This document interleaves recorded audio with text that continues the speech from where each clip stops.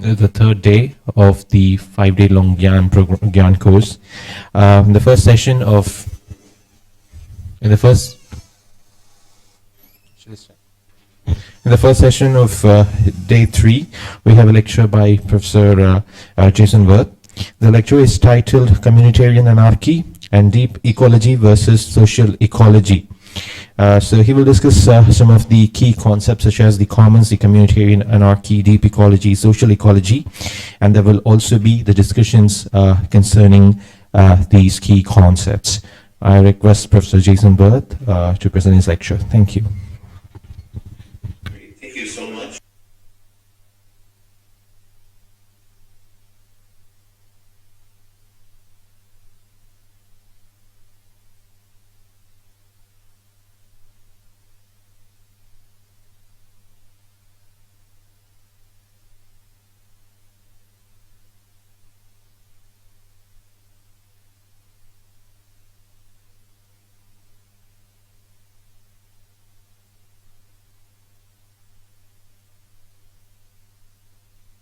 Over these 4 lectures. So I'd like to review and expand on 2 key points from yesterday's lecture. First, I'd like to review something we also touched upon in class discussion, unanimism. That's the term that I'm borrowing from Huntanji. I'm not borrowing Huntanji's philosophy, just this particular argument. And we could say something like this. Unanimism might be the worldview, broadly construed, of traditional indigenous ecology. But of course, as soon as we say that, traditionally it would not have been called either indigenous. Indigenous would be a term relative to the settlers and other forms of colonialism, or ecology, a term, quite modern term, that emerges in the current global crisis. But the key point that I want to insist on in raising this is that this is something like ecological reason, so a possible use of philosophy, operating on worldviews. We're not simply anthropologically reconstructing a worldview. We're operating on worldviews so that the traditional appears in a new way and adapts to the world at hand, what we called yesterday prophesying the tradition, the new old, remembering the future. We spoke about Yunkaporta and Aboriginal knowledge practices. They speak about curating knowledge. So it's a kind of curating knowledge. The word curation is very interesting. Cura, Latin, care, taking care of knowledge, being careful with knowledge, keeping it alive, allowing its medicine to work on the global sickness at hand. And we should note that in curation, it's not professional philosophers who do this. Professional philosophers do not have a monopoly on ecological reason. Second key point, the exercise of ecological reason makes possible the adaptation of the new old as a form of political ecology. That's going to be my thesis today. Or to put it as bluntly as possible, what indigenous thought has in common with all thought is that it is trapped and rendered largely inaudible in an increasingly unsustainable world that is more and more inhospitable to the current regimes of life on Earth, to humans and all their kin. Now, to state the completely obvious, but to be very clear about it, because I think it's still consequential, as obvious as it is, this ecological crisis, a global ecological crisis, is unprecedented in the life of the human mind. Indigenous thought did not originally have to reflect, did not have to philosophize or deploy ecological reason upon itself to formulate and articulate itself as a resistance to settler domination and erasure. But now, in a new old way, it must re-articulate its life ways as this resistance. But analogously, in the same way, it has to prophesy or deploy ecological reason upon its life ways, upon its worldview, in response to an even greater crisis, the ecological crisis, the crisis that would make all other crises irrelevant because it would be the final self extinction of our species. Um, I'll be talking about him a little bit each night or each morning for the next 3 days. But the Cherokee philosopher Brian Burkhart, very interesting philosopher, he made this point quite directly and quite poignantly. The catastrophe of the ecological crisis, it may be new to the dominant classes. It may be the bad news that rain on the parade of capitalist accumulation.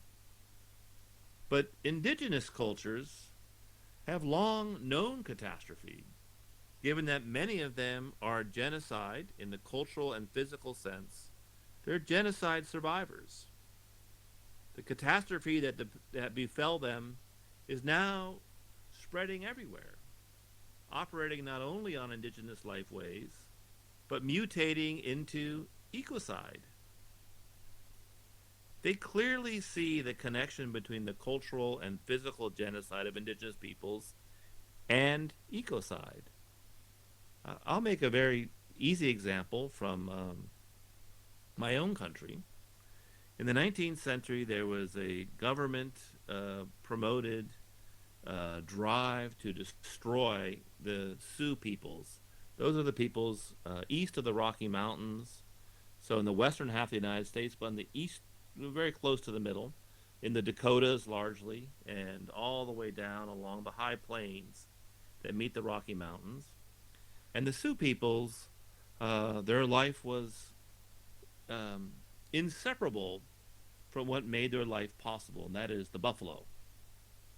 When the Sioux people were ascendant and before the settler colonial policies began, there is an estimation that there were 60 million buffaloes in this part of the world. The buffaloes were destroyed so that by 1889, so really the time by which resistance to colonial organization had largely lost its bite, by 1889, from 60, there were only 541 buffaloes. They've since come back a little bit, nothing like the numbers back then. The destruction of the buffaloes was the destruction of the ground that made possible the Sioux lifeways. To destroy the buffaloes is to destroy the Sioux. And here you can see how ecocide and genocide walk hand in hand. So from the perspective of of political ecology, from the philosophical perspective of the political ecology of indigenous lifeways, this philosophical remembering of the future, these catastrophes can be disambiguated. Ecocide and genocide are not the exact same idea. They can be disambiguated, but they cannot be separated. The position of indigenous ecology, well, that puts the S in the final S in catastrophes. That they're plural. That's my first point, kind of building on yesterday. Second of 2 points, back to dialogue. So we observed yesterday that in a classical form of dialogue, the indigenous interlocutor is not the partner in dialogue, because that dialogue is an extension of the power and position of the initiator of the dialogue, and whose power sets the terms of that dialogue, what matters, what the parameters will be, what will be intelligible in it. And Yunkaporta, as we saw, locates the indigenous not in the spoken to position, but in the middle, this third term, the relationship between the interlocutors, a kind of in between that would be repressed in the standard dialogue. So if the standard dialogue is Yunkaporta's, you act to help, then you realize it doesn't work, you reflect, you have respect, and you go home. The middle is the respect that's already there that gives rise to reflection, which would be, for example, a form of ecological reason. And then in our reflections, we then act. This respect, as we shall see, is not simply a respect for other humans, but it's really key. So, expanding on these 2 points, and for my work tonight, I would like to see if we can begin to think this middle not only as something in the dialogue between human beings, but can we think this middle as ecology?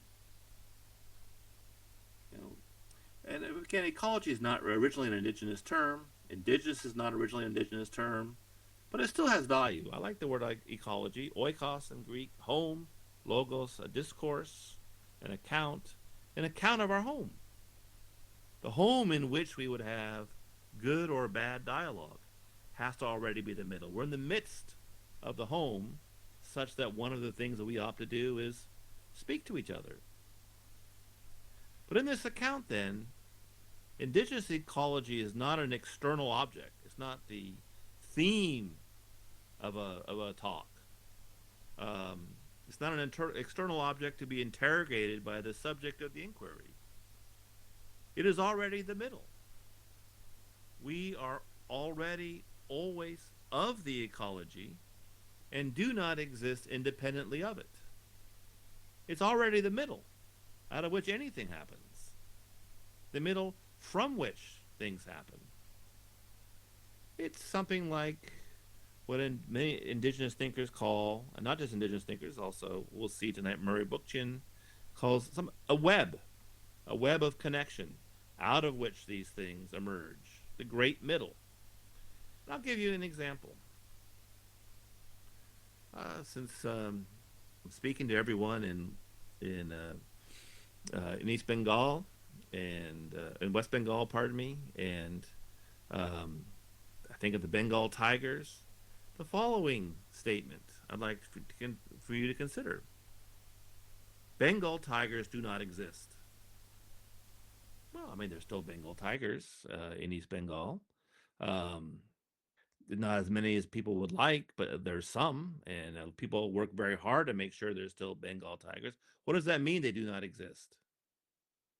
A Bengal tiger can't be a thing at all, without the web of relations that sustain what it is: habitat, food, water, uh, conditions by which this great middle makes possible there to be tigers. You destroy the middle, these little Bengal tigers don't get to still be Bengal tigers just by being themselves. The middle that sustains them, they fall away. So thinking simply of a Bengal tiger all by itself, that's an abstraction. You lift it out of its life and you stare at it in the rarefication of intellectual inquiry.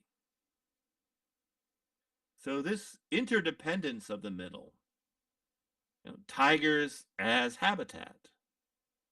This is the field or web as the conditions for abstracting something from that field. But without that field, no tigers, no humans. Brian Burkhart, who I mentioned before, likens this in traditional indigenous thinkings in my country as a web. And this image of the web, first of all, I'd say it's a classic one. It's found all over the world. I think, for example, in India, in the Mahayana tradition, in the Abhitamsaka Sutra, so the great Huayan masterpiece of interdependence, is called Indra's net. And each and everything is a node on that net. So unique in its own way. But it has no independent existence despite its uniqueness, because it's tied in with everything else on the net. No net, no singularities. But the singularities all interwoven on this great net. Or Burkhart says this was the teaching um, in my part of the world that he associates with the teaching of the children of the corn. And I quote Burkhart: a way of seeing the community as like a single organism made up of the people who are mere pieces of that organism, like kernels on a corn. No cob, the kernels fall away and rot. The people are not parts that can function on their own. There's no Bengal tiger that can survive simply by being discreetly and all by itself a Bengal tiger. That is an abstraction for thought, but an ecological death. They are not parts that can function on their own, but are pieces of the whole, the community. Yesterday we called this, in the Aboriginal context, the country. And they need it to live. This is the middle by which these things are possible. And I would say, in this way, we should really think, well, where does, or how do we attach value to the ecological world?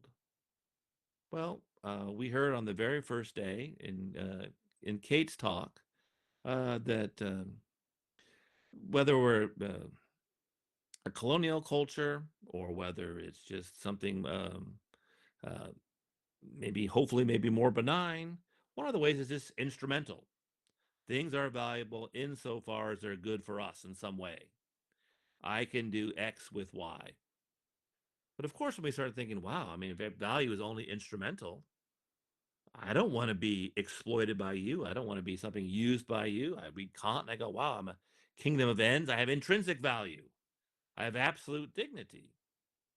And so the nightmare of everything becoming instrumental is usually countered by saying, well, not everything can be instrumental. Some things are innately valuable, intrinsically valuable, maybe even in a Kantian sense, absolutely valuable. Um, but of course, how far can you extend this? Well, maybe we try, we haven't succeeded yet. Maybe we try to extend it to all human beings, maybe to the companion species of human beings, our pets, or the charismatic fauna of the world. Do you extend it to a virus? Is a virus is intrinsically valuable? Is cancer extrinsic? Well, at that point, you realize, you know, no, cancer is not intrinsically valuable. I want to kill cancer. I don't want to die of cancer. I don't want to say, oh, cancer's totally sacred. Leave it alone. I don't want microorganisms eating my skin. I want to say, yeah, but no, no, get rid of them. Um, but of course, you're stuck and oscillating between these two ways of attributing value, either by constructing it according to your interests or respecting it and leaving it alone. Kate made an interesting comment about the moths in Australia and the Aboriginal peoples. They have respect for them. Doesn't mean they don't eat them. By respect, it's not they don't treat them instrumentally. They respect them. They're not so intrinsically valuable you can't eat moths. The Sioux people had absolute, almost uh, deeply moving religious respect for the buffalo, and they hunted the buffalo. Where is this value coming from? It's coming not from these individual things seen as abstractions. Their value is their value as members of the web, as kernels on the corn. These are all my relations. I find it interesting that for some indigenous people in my part of the world, they have an interesting way to say how someone's evil. An evil person is a person who thinks they have no relations. Donald Trump, for example. Me, me, me, me, me, me. I have no relations. I see only myself.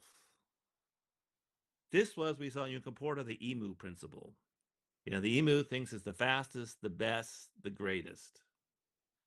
And this might also be a constitutive evil of colonialism.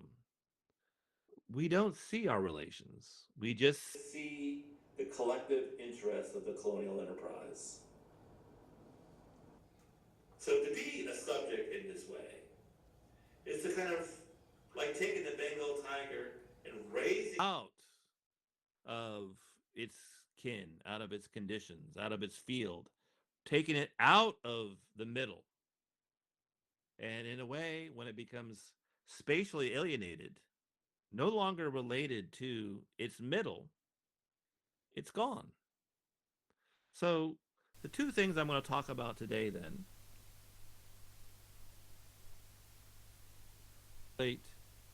what this rising above, what this spatial alienation is, and then two, in response, learning again to think from the ground up.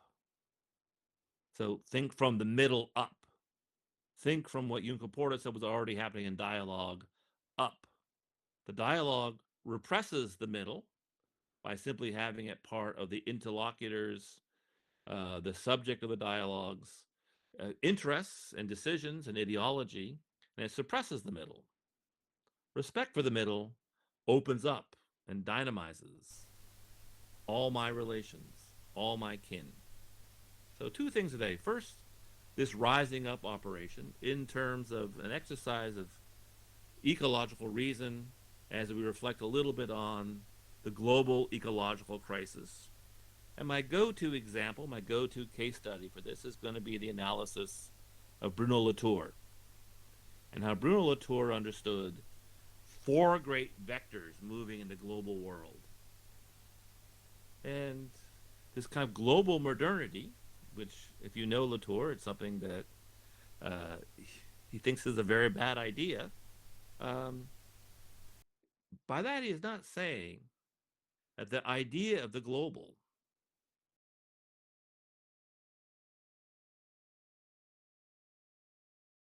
has aroused the great middle of climate change, which has come up and is operating through and against and refuting all of our economic and political practices. So globally, we have at least this in common. We are those who share an earth increasingly unable to sustain the flourishing of life as we know it. We all have that in common. It's already the minimal default level of global community. And that's not a good global community. We shouldn't shoot for that. Or we shouldn't say a global community will be one based on the political and economic conditions that cause and maintain this. But that's not to say that the idea of the global is in always bad, or that even the interest of people all over the world in the global was necessarily bad. Latour, shifting from a local to a global viewpoint ought to mean not what it has come to mean, but the promise, the dream of the global ought to mean multiplying viewpoints. I mean, that's the global web. Each thing is singular yet connected. Each thing is its own, yet related to everything else. Everything's not the same, yet nothing is unrelated. Multiplying viewpoints, registering a greater number of varieties, taking into account a larger number of beings, culture, phenomena, organisms, and people. Ought to have meant that. That would not be a very good description of the global world we live in right now, which is erasing those differences. Not only that, they're considered backwards, um, you know, reactionary. Uh, this is the world of the Luddites. So why don't we say this original dream we'll call the global plus. Global plus would be to think the whole, not as the whole as one thing, not the one thing that we all have in common, but rather the great middle that relates us in our differences. Global minus. Here's how Latour defines it. I think it's really kind of good. A single vision, entirely provincial, proposed by a few individuals, representing a very small number of interests, limited to a few measuring instruments, the marketplace, etc., to a few standards and protocols, your business classes, that has been imposed on everyone and spread everywhere. End quote. So in a way, this is really a really dark side of something being very local, masquerading itself as something global. But what's local in it is It's a global movement to something that benefits the provincial interests of the elite, the powerful. And Latour is clear about this. I think probably most people would say, if you thought about it, this has got to be true. This elite, the rich, they're not going to share. That part was part of the ruse. Um, this was not going to be the rising tide that lifts all boats so that we're all together. There's not enough Earths for that to have been true. Um, they already now know that the gig is up. And so they're striking up the band on the Titanic. So they, when everyone is dancing, can seize the lifeboats.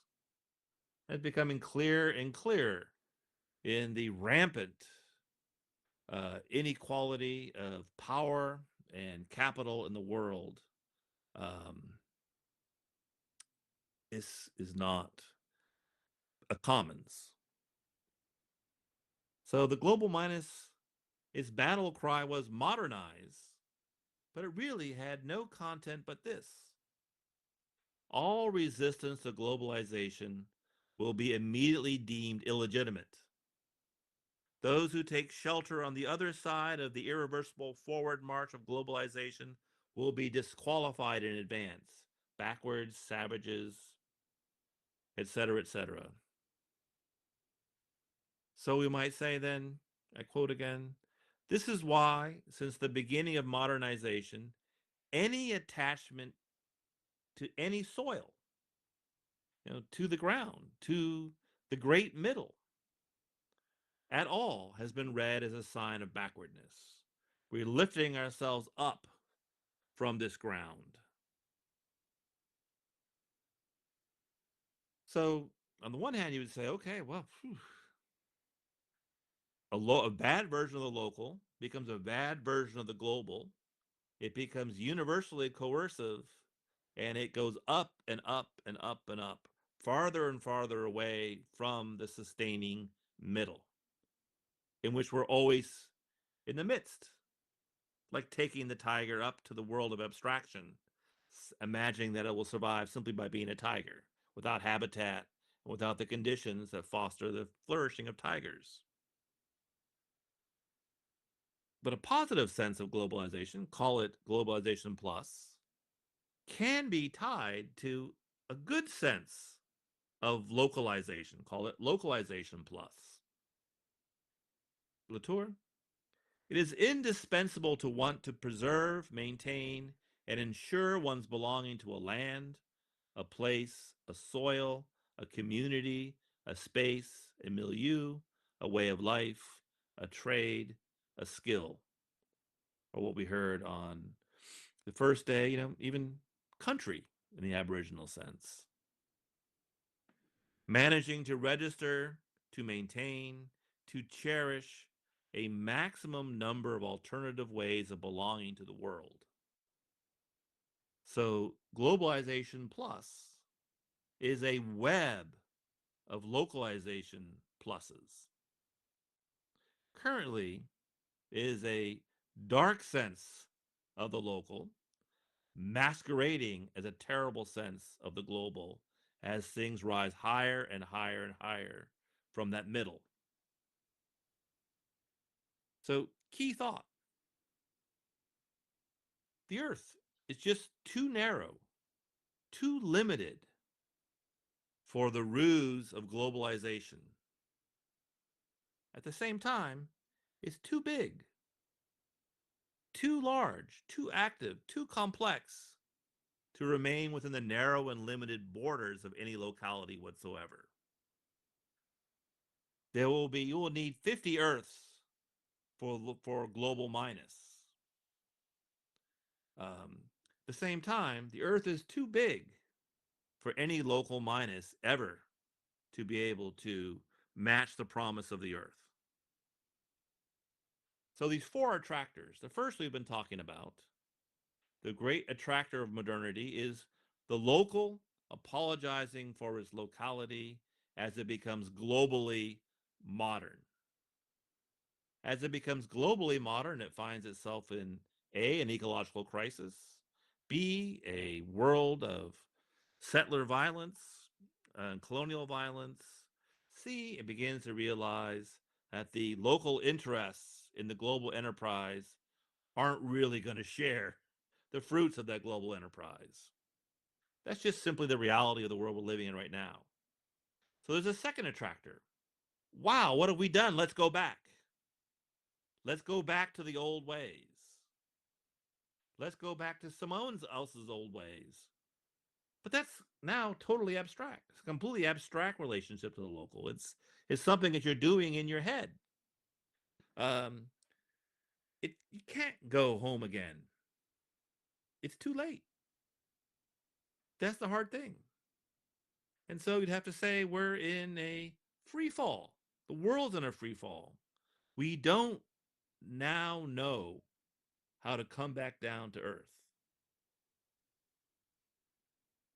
Um, so the next thing, so those are two attractors. One going up and up and up and up and up, and it begins also into a free fall going all the way back down. So that's a vertical um, set of attractors going up and free falling back down. Let's bisect that trajectory with two others. We have to interrupt it because indigenous ecology, simply by saying let's free fall back to the earth and say some haphazard and lazy things about being local, um, that is not really how you're local. Indigenous people say, it takes many, many, many generations, hundreds of years, before you really know what it is to be in a place. But first of all, there's a distraction we have to worry about. And this one way to bisect it is the way it's being bisected all over the world today, and that is the rise of the global right. The rise of the global right promises you the local. It takes you out of that free fall. That local is Disneyland. It's a gated community. It's make America great again, as we say horribly in my part of the world. It's xenophobia. It's the attack on the other. And it's a completely make-believe location. This is the rise of nationalism, of various forms of racist supremacies, of intolerance for the other, of hatred of diversity, as we all enter into some not even reactionary locality, a psychotic locality, a deep psychosis that's bisecting um, these two movements, up and up and up and up, and then the free fall back down. This is Latour on My President. And this was my president's first term when Latour was still alive. Trump presides over the country that had the most to lose from a return to reality. That fall was going to be the hardest. Its material infrastructures are the most difficult to reorient quickly. Its responsibilities and the current climatic situation are the most crushing. End quote. So let's go to Disneyland. Let's watch a Hollywood musical. Let's make blah blah great again. Third vector, then. We have to go the bicycle line by going the other direction. What is it to begin to think from the ground up? Not free fall. To begin to think from the local plus. He doesn't really know what to call this new trajectory. He hazards a provisional name, the terrestrial, Terra, the Earth, the grounded. But we should keep in mind that to be grounded is not to be grounded in some ideology of the land or some very abstract sense of the land. The Bengal tiger does not live on abstractions. It's not the idea of water that slakes the thirst of the tiger. It's water that's clean and drinkable. So the Earth itself is also um, in defiance of global modernity. It's one of the most, I mentioned yesterday, one of the most powerful political actors in the world right now. And we should think about it as a political actor. It's vetoed modernity. The Anthropocene is the Earth vetoing the last 500 years of human colonial capitalist striving. So now when we say the new old, I belong to a territory, it no longer means what it meant 100 years ago. It now designates the agency.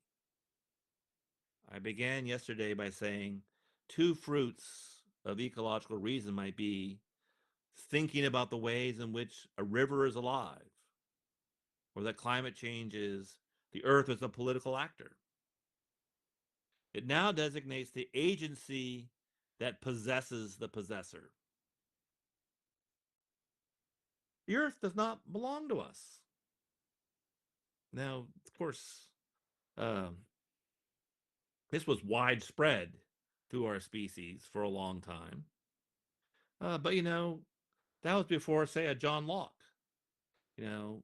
assuming that private properties appropriates the wasteland, what he called the country in which I now live, a wasteland, all these stranded assets and all this um, unused resources that should be translated through labor into capital so they can make money.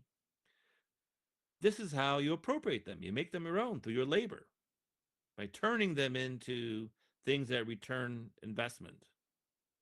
But this would be to take the gift of the earth for granted. We'll talk about that tomorrow. Well, one of our discussions will be the gift economy. In simply taking the earth for granted, we do not see that first and foremost, in the great middle, we belong to the earth. We've become ungrounded, spatially alienated. So we can maybe begin to say something like this then. The local plus, this positive sense of the local plus as part of the web. The ground is said in many ways, in many places, in many languages, with many customs. Um, the ground can be said in many ways. The local plus as the web. The local plus web is how I'm trying to think the global plus, the great web, and its um, many grounded varieties. The real distinction becomes then between mending the web, mending the groundedness, um, ministering to the local plus, versus the domination of the local minus that continues to hide itself behind the global minus. That would be the distinction between a political ecology and a political economy. A political ecology would be those who are the parts of nature defending nature, the middle defending itself, the kernels of the corn trying to protect the cob, the local plus that's being mended as we mend in our local ways the great web versus the domination of the local minus as the secret but now clearly revealed agenda of the global minus. And we can also say then that spatial alienation, this being stranded from the ground, is the inability to think the wealth of the local plus, the richness of it. And so the second part then is to really think that this is a way of thinking what I call, and this is the article that you read, one of the two articles you read for our work together, deep social ecology. I'm trying to show that these two things are inseparable. Spatial alienation has a hard time thinking what E.F. Schumacher very cleverly, very provocatively called natural capital. And Schumacher reminds us that wealth that produces wealth is not only wealth that humans have produced. That we imagine that, like Locke said, that wealth is when we value add to the left to itself, value free world, and therefore create wealth. You know, this estrangement, makes it impossible for us to think the gift of wealth. Schumacher says we are estranged from reality and inclined to treat as valueless everything that we have not made for ourselves. And the result is then that we burn natural capital down as if it were income. There'll be none left. We develop a parasitic relationship to the middle and the middle's people.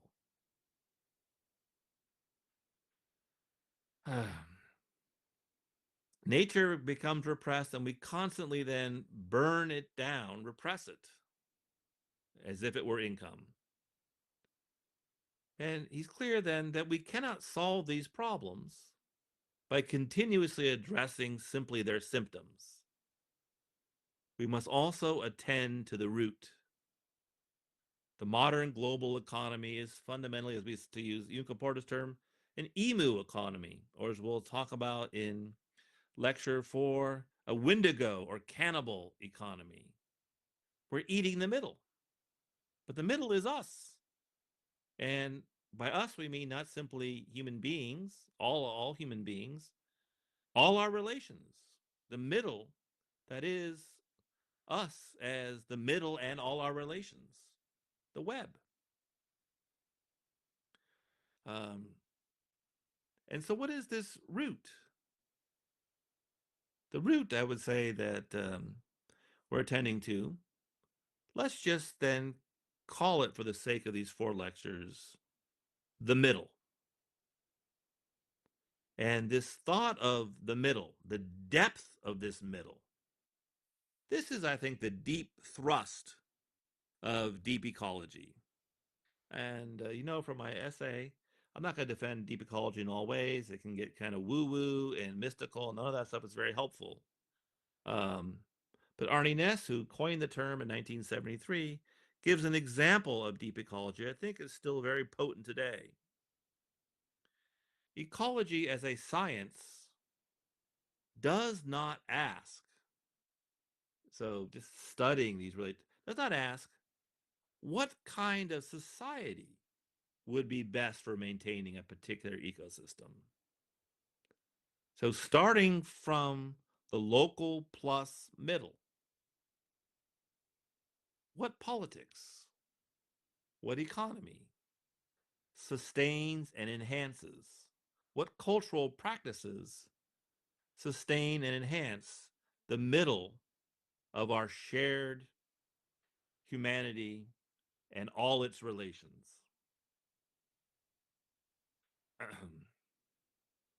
That is considered is left off as a question, Ness says, for value theory, for politics, for ethics. It doesn't see it that first and foremost that ecology is a grounded local plus global plus web middle ethical political concern. How can one study the ecology of a bioregion and determine from a deeper perspective of the wisdom of the middle what economics, what politics are appropriate for the middle?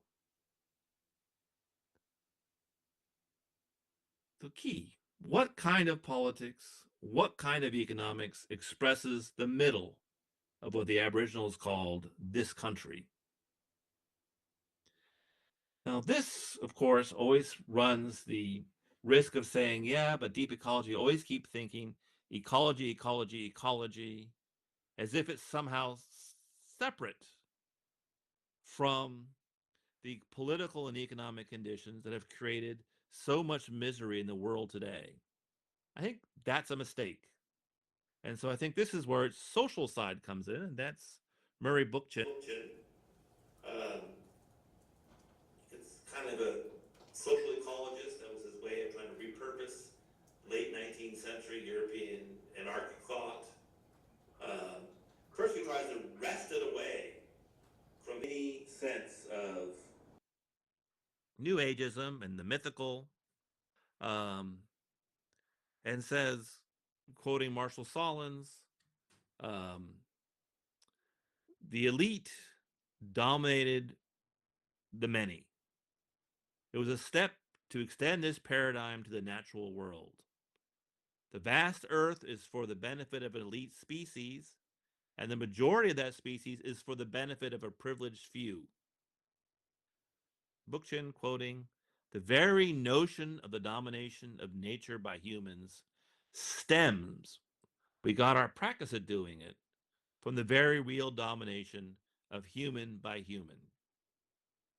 We put each other in command and obey structures, and the Anthropocene is the dream of the earth, answering our beck and call in a command and obey structure to make it be what we want on demand. And so I would simply say, I'm going to leave it for there to really begin to see that all these things are caught up in the web. It's not an exclusive disjunction. And in the final analysis, we could say this. It is one of our projects today, the project of getting down to earth again and learning to think from the ground up.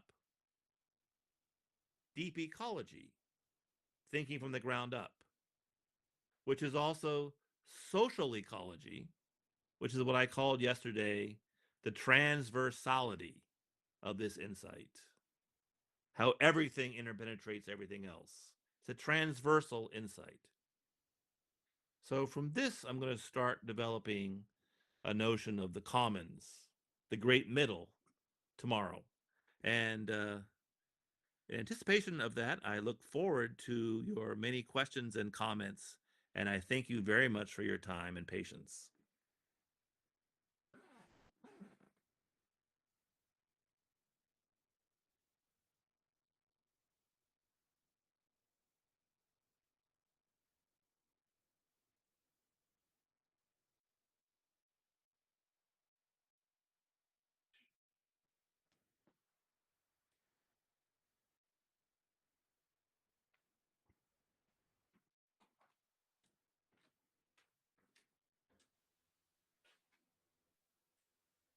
Be taking on the role often of kicking off the discussion. Hi, Jason. Thank you. Yeah, thank you once again so much. You're going to hear lots of resonances with your talk just now in mine later on, including Latour. I wanted to say, among other things, I'm really pleased to hear you also kind of returning to Arnie Ness, because just by coincidence, I've also recently just gone back to Ness for an essay on eco-poetic sustainability. And what really struck me there was what I'd overlooked kind of on prior readings, that actually an attention to social equality and also equity between global north and global south is in there. It's in his deep versus shallow.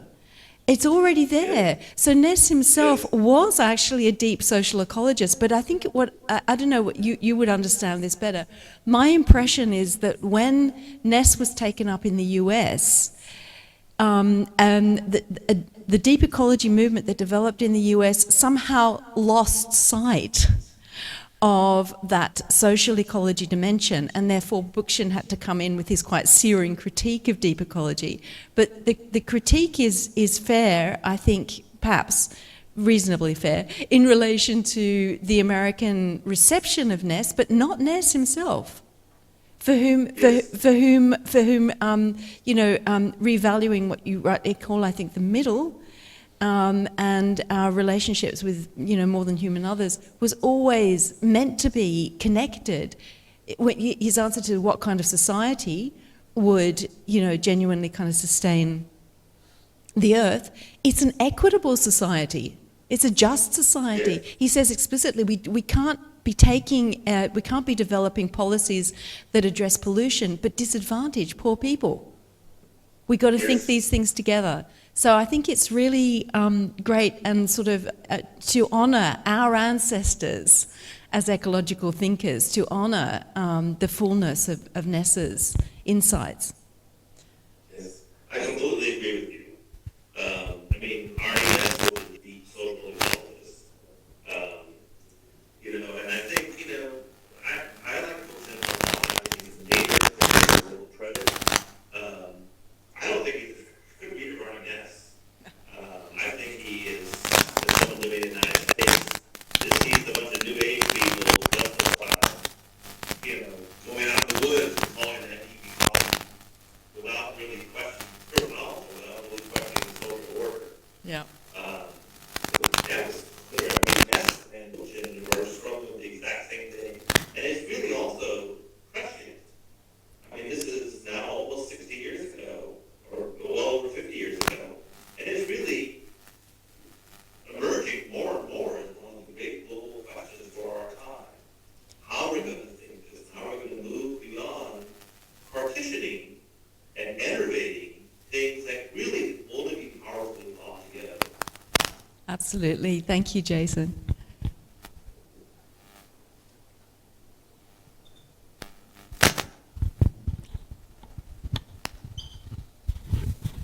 Jason, thanks a lot.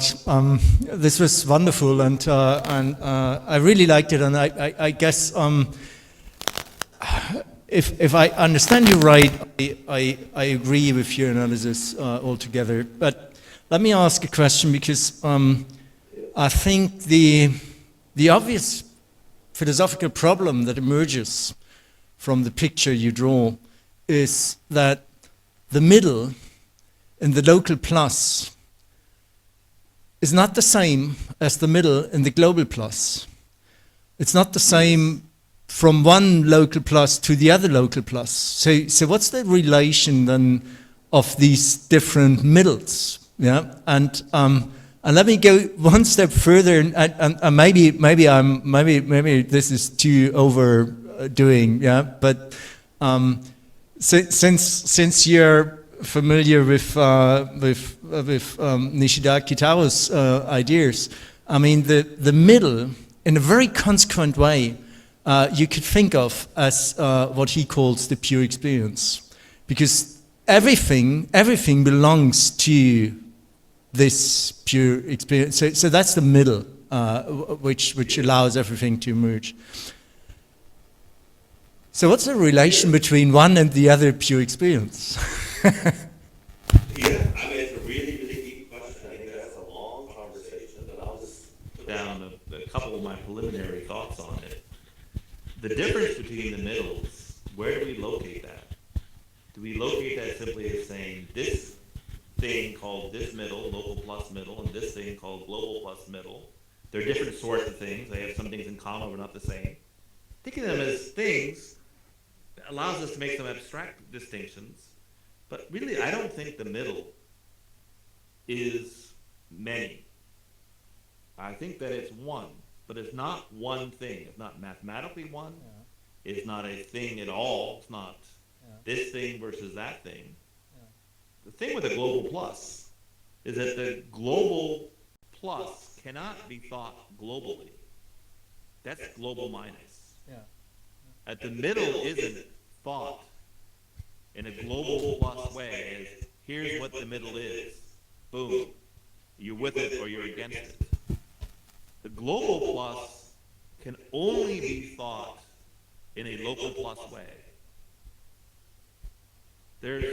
You can't say, for example, the Sioux are somehow wrong, but the Australian Aboriginals are right. No, it makes no sense.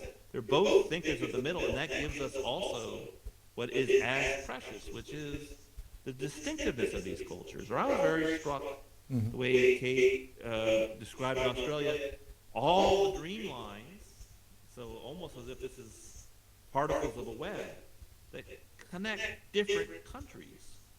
I mean, the local plus, global plus isn't a universal idea, and that idea is blank. So you can only think the global locally, but you're not, but only because you're not thinking the locally parochially. And that's, of course, dialogue. That's the great middle. Two local pluses learning from each other. Because that middle is not a one thing. It's the great font of life. And of course, you're always right, because you always suspect that there's some kind of Mahayana thought in my background, and of course you're going to be right. But this is also a great Mahayana thought. That it's the great well, the ever-burning lamp that always burns in new ways. Every time I sit in my Zen position, and it looks superficially like, here I go again, it's the same thing. It's always different. You always go back into the middle every time you do it. But it's not a thing that then localizes the local, gives a local its sense of locality. That's the old model. The local plus, we're always reaching to a community that we can't articulate, of which we all are. Which is why, starting with dialogue, I wanted to say that really, and Yunka Porta says the indigenous way of entering this is you begin from respect. You too, child of the web. Not you are just like me, or not like me, you're the other of me, or not me, the other of me, tell me about yourself, or this rock, not like a human being. They're all of the web. All of the Great Mother, all children of the corn, if you will. I think the question you're asking is so incredibly important, and it's subtle. I think the Kyoto School is also very strong on this issue. Thanks a lot. That's really interesting. Yeah, thank you. Thank you.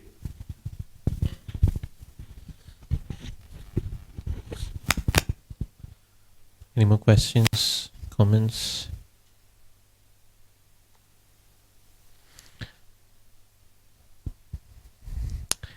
That's what, Professor. No more questions or comments. Thank you. I hope I have some people in silence. Thank you for joining us. We'll meet you again tomorrow around 11:30 a.m. IST. Yes. Back to my usual time. Yes. So 2 meetings a day.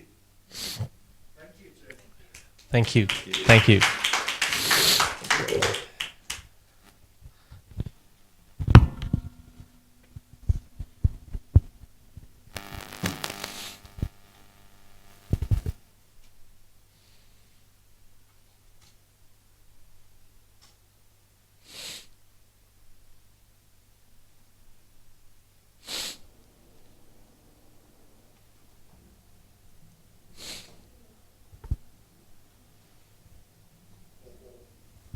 Hi, Professor.